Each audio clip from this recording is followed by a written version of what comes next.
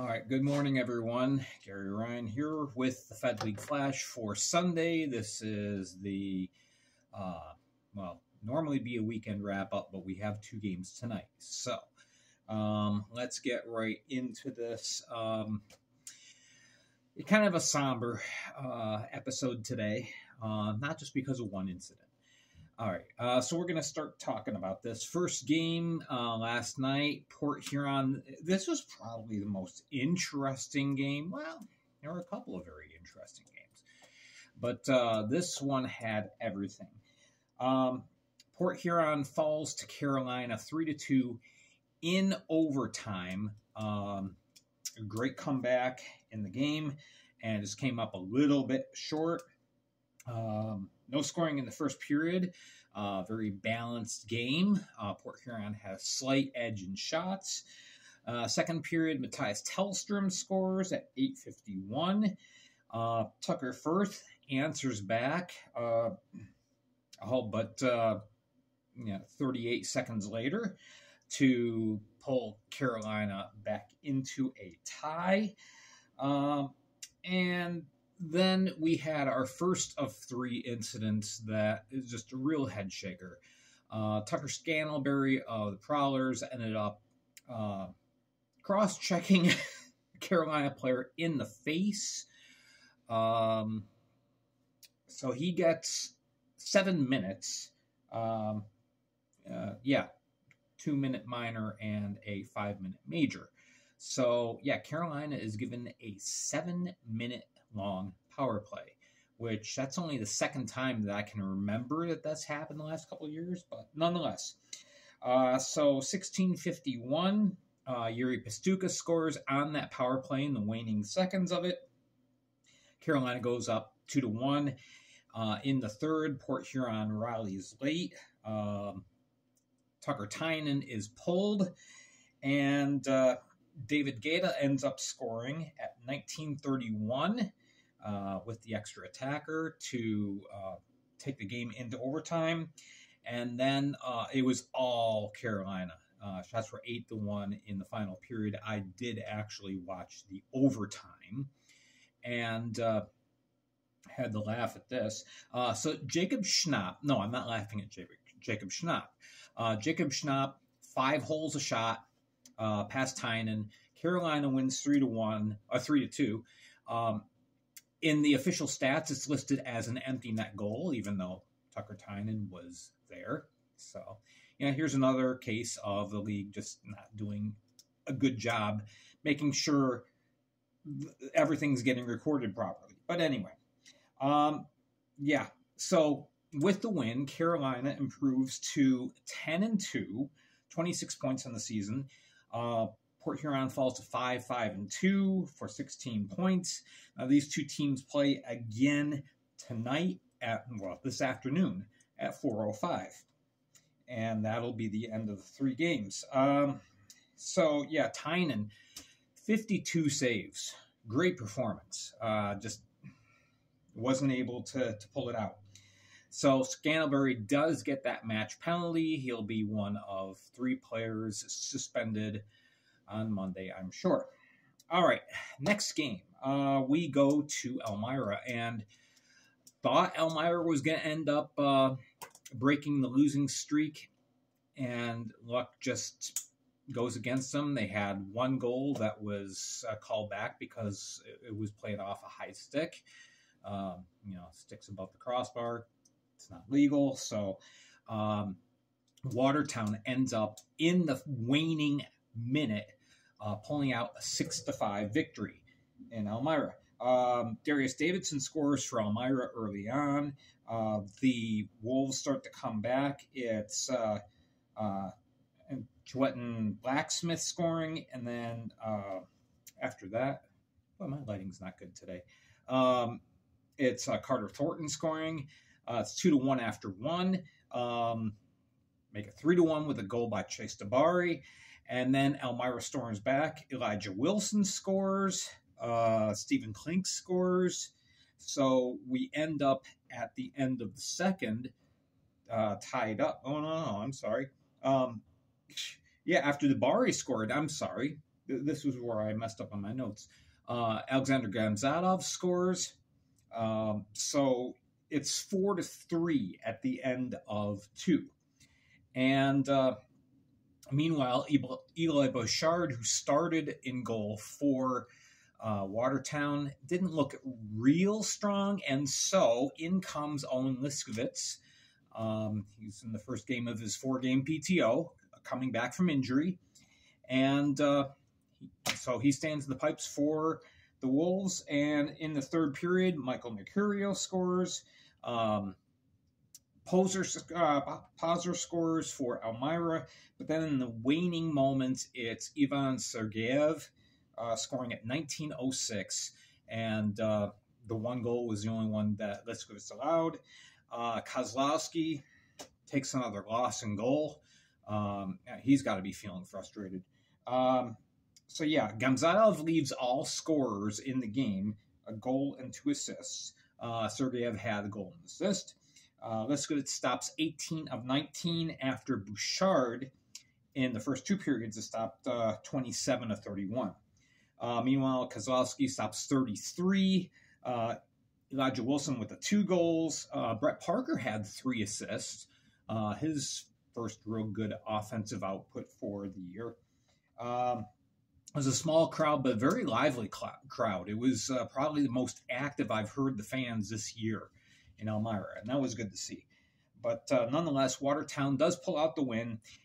They improved to 5-5, 14 points. Elmira falls now to 3-9-0, 7 points, and losers now of 8 straight. And I feel bad for them. It's just they seem to be doing the right things. They just can't get a win.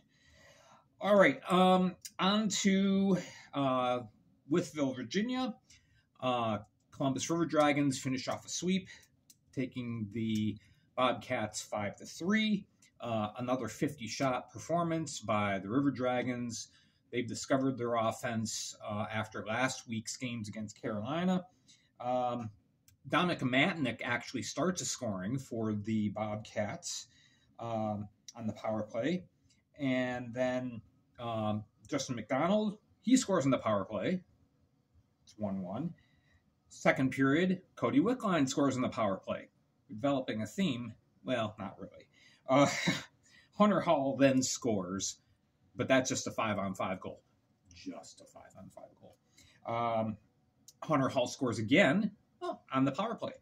And then we go, let's see, Kyle Moore scores for Columbus. And in the third, Justin McDonald scores late to put the game out of reach. Cody Wickline adds an empty netter in the final minute just for good measure, and it's a 5-3 game. Shots are 50-31 in this game. So Justin McDonald has 2 goals and an assist, slowly climbing up the leaderboard in scoring. Cody Wickline has 2 goals on the night. Brendan Colgan, probably his best game of the year so far, 28 out of 31 save possibilities. So he earns the win. And for the Bobcats, Hunter Hall, again, having a great season. 2 goals for him. Chris Corrigan's got himself a couple of helpers. And Connor Green, even though he played very well, it just wasn't quite enough. Ends up stopping 45 out of 49 in 59-40 played. And let's see. Oh, yeah. There's 4 incidents. Nolan Slicetta, he ends up getting a 5-minute in the game on a boarding penalty. I'm not sure if that's going to be warranting a suspension or not. It was not a match penalty. It was a major and a game. So, it's a little bit different. A match penalty is an automatic suspension. So we'll see what develops with that. But anyway, crowd of a little over 1,000 on hand at the Apex Center, which was good to see. Columbus, improves to 9-1-2. Blue Ridge falls to 3-9-2.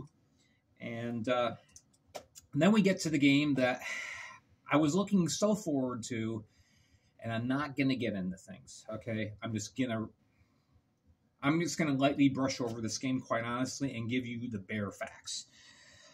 All right, so Motor City and Danbury. I was looking forward to this game because Billy McCreary dressed, and it wasn't a stunt. This was because Danbury is extremely depleted on defense, and McCreary, he used to be a defenseman when he played.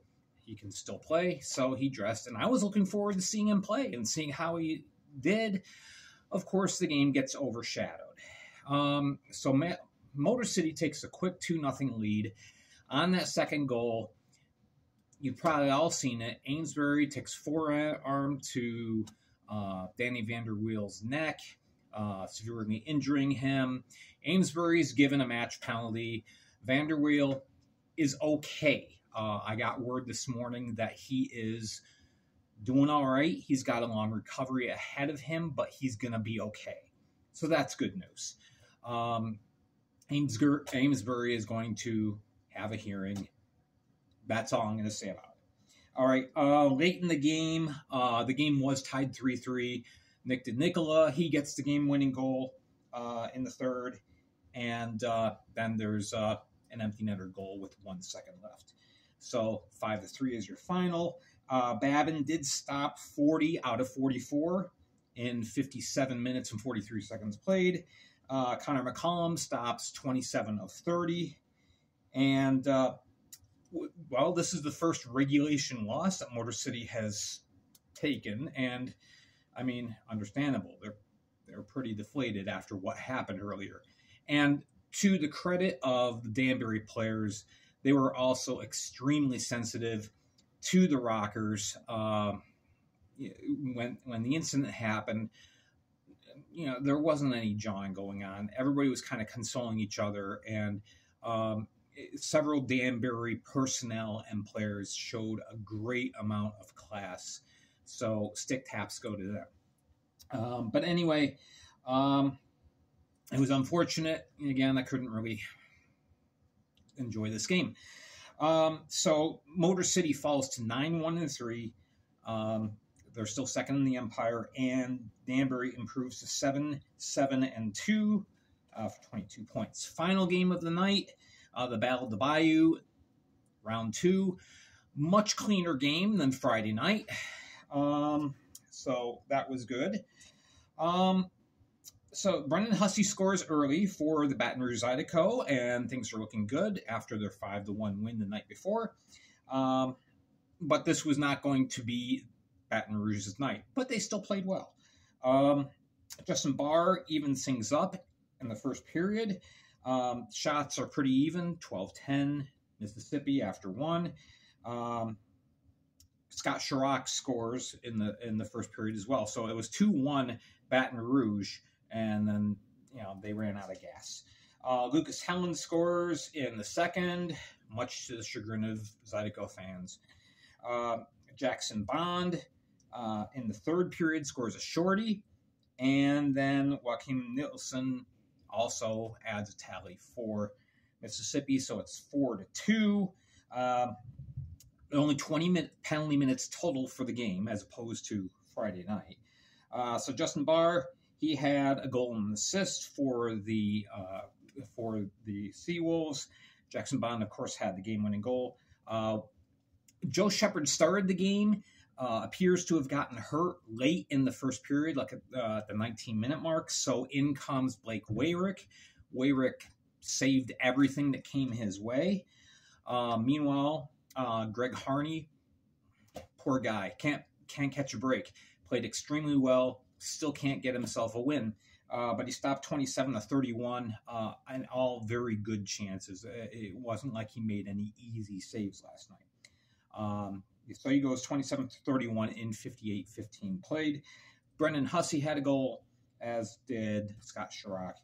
So Mississippi is now 7-6-1 for 21 points. Baton Rouge falls to 3-11. Great crowd, best crowd of the night, 4,000 plus, taking in that game.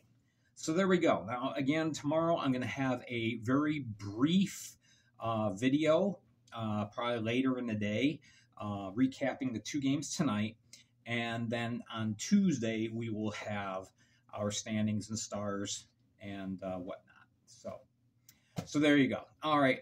We'll keep you up to date, too, on the news of the week. See who's suspended for how long. Anyway. All right. I'm Gary Ryan for the Fed League Flash. And hopefully tomorrow's video will be a little more upbeat. All right. Thank you so much for watching. Thank you for your support. Make sure to hit like and subscribe. We'll catch you all again tomorrow.